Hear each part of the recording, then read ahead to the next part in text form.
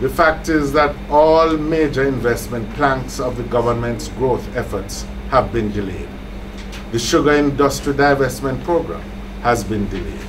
The energy LNG project has been mismanaged and is virtually where it was in 2007. The promised reopening of bauxite plants has not occurred.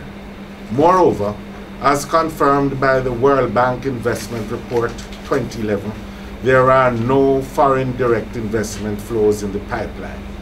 This is against the background of Jamaica having received in 2010 estimated FDI flows of only US 201 million, the lowest in 14 years.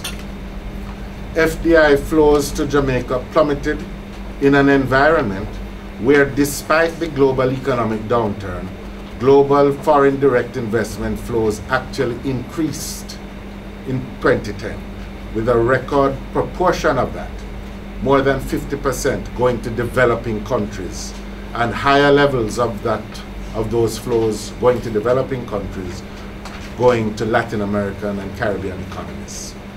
The essential point here is that the mismanagement on the part of the government has rendered the economy to be in an even worse situation with respect to FDI outturns than the global downturn itself would have caused to have occurred.